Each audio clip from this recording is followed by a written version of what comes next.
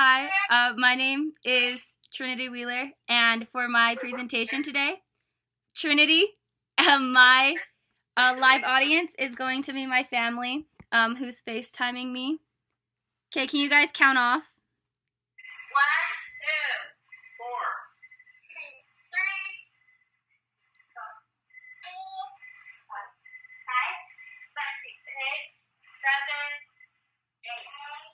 7, 8. Yep. All right, great. So my persuasive speech today, just as a preface, is about change in the newspaper industry. And so that's what I'll be speaking on today. Between the mid-1980s to present time, there has been a visible shift in the news industry. More papers are being dedicated to advertising, fluff pieces, deceiving headlines are designed to appeal to youth. It's happening more on the internet. People are reading on their phones more than on actual newspaper, and bias is becoming more obvious in editorial pieces. Lots of politics going on, etc. And so the question is, how in such a short period of time did so much change happen? This topic caught my attention when I became a head editor of my high school's newspaper, which was entitled the Evan Naupaka a couple years ago. My purpose in today's speech is to prove that the news industry in actuality is not changing, but doing what it's always done and molding itself in attempts to prevent the loss of newspaper readership. To explain this properly, one must reflect through history and consider all the transformations that the newspaper has undergone since its creation in the early 17th century. In 1668, the Gazette was the first newspaper of its kind introduced into Europe. Due to this being an entirely new concept to Europe, it went through a rough introductory period, like super rough. Nobody liked it. The Gazette did not find much success in its early years, and it was deemed reckless for its reputation of often publishing frivolous rumors in the form of a pamphlet. The Gazette and other companies involved with creating and publishing of news was not taken very seriously by readers or the populace.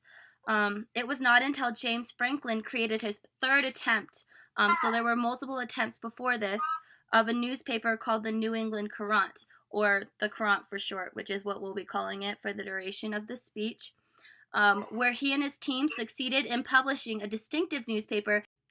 My camera keeps cutting off, but anyways, he and his team succeeded in publishing a distinctive newspaper that vexed those in the upper class while entertaining the majority and establishing a kind of literary model that would be replicated in other newspapers to come. You could compare this to what Shakespeare did with plays. He changed it to where, instead of appealing to the upper class, he made satirical pieces commenting on the upper class that appealed to the majority lower class. And of course, after that, there were many were inspired, and many replicated what Shakespeare had done. So you can compare what he did with that. The Courant was interesting because the cover page did not include tedious, unoriginal formalities as other newspapers. Instead, James Franklin's club wrote satirical pieces and short essays to capture the attention of the masses. Does that sound familiar? Doing things to capture the attention of the masses, hint, hint. 10 years later, The Spectator would follow this model in London. It's important to note that the creation of The Spectator and the New England Courant did not disassemble the Gazette.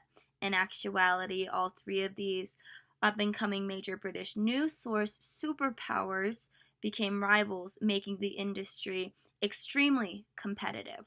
And if you wonder why you recognize some of these names, all three of these, The Spectator, the New England Courant, and the Gazette, are still news source superpowers that exist today.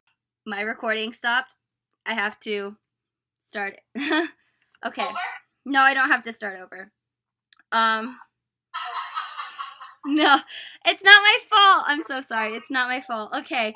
Anyways, A prime example of this rivalry was when James Franklin, under the pen name of Abigail Afterwit, noted that he would like to know when the editor of the Gazette said, quote, intends to have done printing the Carolina addresses to their governor and give his readers something in the room of them that would be more entertaining. So they were just poking at each other at that point. After this statement was published, the Gazette, as well as the Spectator, the rival newspapers, underwent yet another change and began to print papers that put forward more wit, as well as interesting poetry, history, autobiographies, stuff like that. The newspaper underwent a massive development again, so another one, years later on the North American continent, so off of Europe, when Benjamin Franklin, who was a journalist at the time, saw the printing press as a device to instruct colonial Americans towards the path of moral virtue. He believed that the printing press and he had a public service duty to create the first large-scale American newspaper chain. This paper chain included articles on art and science and consisted of weekly extracts from Chambers' Universal Dictionary, so kind of like our Webster's Dictionary, so that the American audience could learn more words and have better vernacular and vocabulary, in hopes to better educate and inform the masses.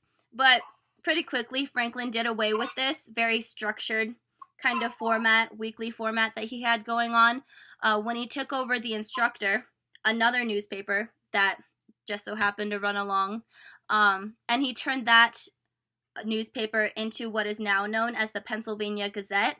So that paper still exists today. There, he freely used satire and played with his wit for the pure fact that he found it fun, and he had the authority to, because he owned the newspaper. So, to conclude, basically, before even hitting the 19th century, the news industry had undergone many changes and versions of itself throughout history, media, and the news, and how it presents itself has always changed. And my belief is that it will continue to change as time moves on, because as Heraclitus of Ephesus, who is a famed Greek philosopher, once said, the only constant in life is change. And that is my speech. Yay, yay, yay. Okay, thank you. Sorry. Ask your question again. What is the next step in the evolution of news?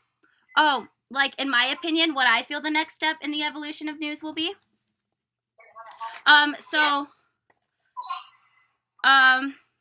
Let me think. That's an excellent question.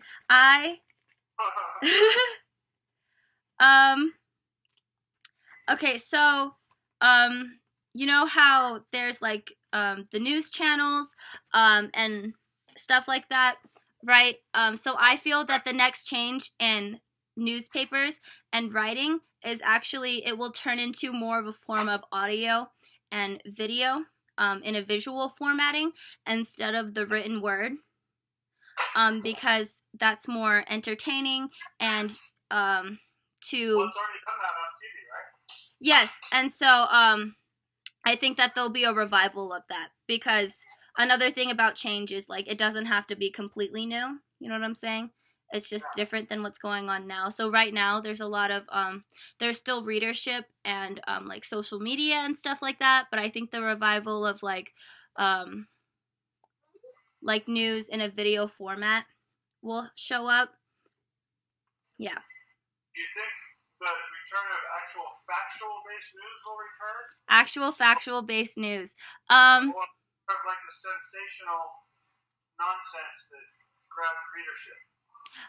So that, I think, entirely depends on the society, because from my research, basically what the newspaper has done is it writes what it thinks its readers will be interested in.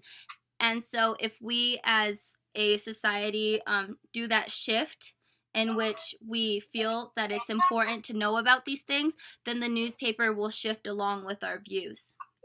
So right now, what you see a lot of is what's going on with celebrities and what's going on in politics. You hear a lot about a war, quote unquote, not an actual war, between Democrats and Republicans, liberals, and so on, because politics is a really heated subject right now, and it's what interests the American public. All right. Yeah. So, with the continued moral decline of society, we can expect a moral decline of news reporting. Yeah. If that's the way society is going. I wouldn't say it's a decline. There are still certain laws that the newspaper is held up to, where they do have to still, everything has to be proofed, and fact has to be printed. But I think the content will change. Yeah, the content is what will change a lot. Yeah. She's so smart. She's my daughter. You're my daughter. You belong to me. I made you. We made you. If I made you, thank you. Thank you. Huh? I am still recording. Oh. I'm Johnny's class. Oh no. Thank you.